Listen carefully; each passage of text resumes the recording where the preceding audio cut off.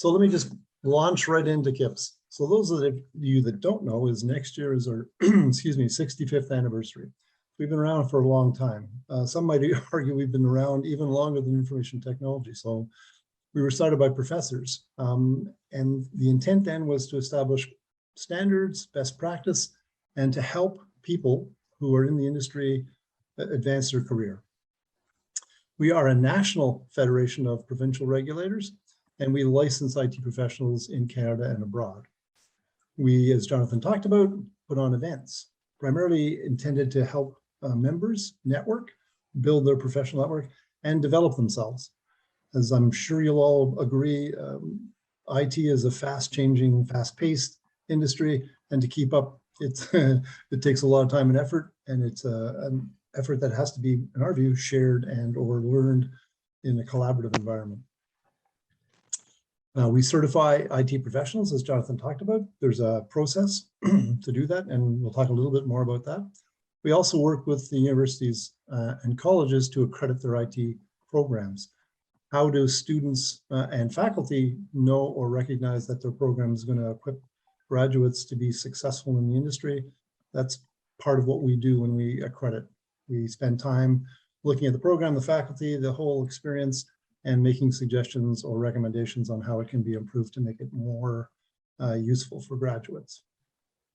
We provide an IT job board. So those of you that are getting a newsletter will see that on a regular basis, jobs are posted and make it possible for members to apply.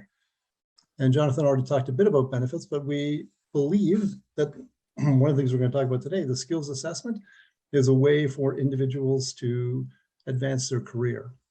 We provide members and others opportunities to volunteer, meet their peers and colleagues, build a professional network, and as Jonathan talked about too, we have a discount or provide discounts on a variety of products and services. What is the purpose of CIPS? And I'm really proud to tell you, these have not changed since we were created back in the 50s, right? So the intent is to determine, develop, and maintain the integrity and competence of individuals active in information technology. That's a huge sentence, but what it's saying is we are determined to help everyone who wants to be a professional in this industry achieve that level and maintain that level for their whole career. We want to advance the theory and practice of information technology, and that means building a community, and I'll talk more about that. We want to promote the free interchange of information about the theory and practice of information technology. Where do you go? Who do you talk to?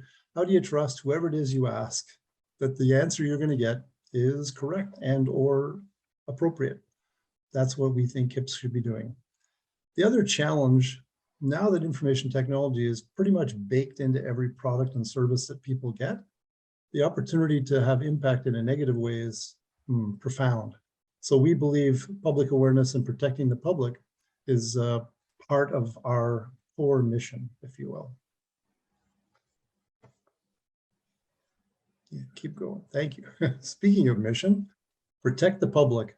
When we look at all the things that we can do and the importance of the work that we can contribute, protecting the public interest through ethical and skilled information technology professionals and practice in Canada. That's our number one overarching goal. If people can't trust and don't believe that technology is there for their benefit, then it's going to be a significant issue for everyone in our industry. So some fast facts. We've already talked about the fact we started in 1958. We are a national organization.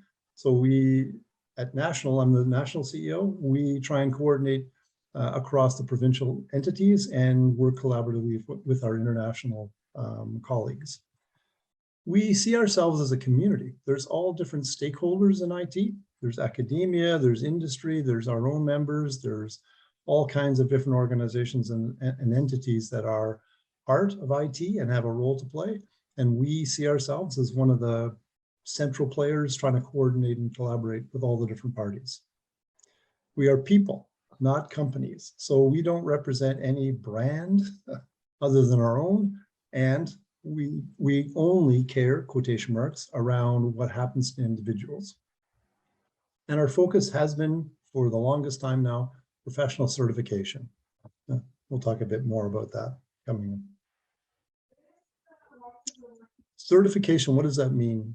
So a couple of things about certification. One of the things we've talked about is that for us as an industry to establish and maintain public trust, we need to make sure that everything that people do in our industry, it has an ethical aspect to it, or ethics is central to all the work that is done. So as a prerequisite, every CIPS member has to have or adhere to the code of ethics, and certified members have to pass an exam. So when we talk about certification, there's 4 elements that we focus on: protecting the public interest, as we've talked about a couple times now, privacy of information. So those are 2 key tenets, if you will, of what we believe and try and foster.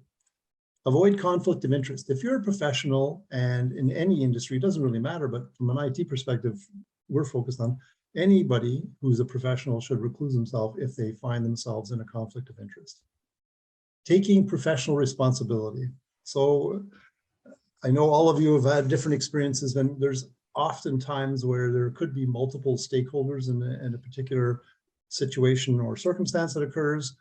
The professional takes responsibility and puts his or her hand up and says, I did this and I can fix it, or whatever else is required. And as part of the whole industry, we believe it's important for individuals who have work experience, give back. So spending time with students, coaching people that are new to the country, whatever it is that we can do as individuals to help, because that's the expectation of an IT profession and professional. We talked a little bit about certifications. So it's important, I think, when industry or individuals are trying to understand who it is they're interacting with. If individuals have designations, badges, certifications, whatever you want to call them, that are recognized and give confidence about the particular individual they're dealing with. We have 3 that we're offering currently: the ISP, ITCP, which is internationally recognized, and as Jonathan alluded to earlier, the AITP. So for recent graduates, before they've got sufficient experience, they're able to have a designation that shows that they're on a path to become a certified professional. So once you've graduated from a recognized program and you've started your work experience, you can see yourself with a 2-year horizon-ish before you can become certified, but that's the kind of timeline, 2 years of experience after graduating. Who it is, we talked about community, who it is that we're establishing relationships with, and what is the intent from those relationships. So partners, we have a number. Electronic Recycling Association, as you can understand, it's a challenge in our industry when you're producing products that have the possibility, once they're no longer useful, they could cause harm. We want to make sure they're dealt with appropriately. We're also interested in voice and being the voice of IT. So we want to work with organizations like IT World Canada, which is Fawn Annan's organization, and we blog with them, we do events with them, we do a number of things with them. Skills TX we'll talk a lot more about in a little while, but that's the organization that we're working with and partnering with to allow members to have access to an assessment tool and to work with that tool to understand what their career opportunities look like going forward. And then we have relationships with businesses like Dasro Consulting and Bell, where we are looking to collaborate with them either on product sales or working with placement of people. On the international side, the Federation of Enterprise Architects is a very important organization for us. We're active members of IFIP. So the International Federation of Information Processing, which is the UNESCO body, we participate with them in a number of different initiatives, and we share with them. So when there's a problem in Canada from an IT perspective, it's often not just a Canadian problem, it's an international problem.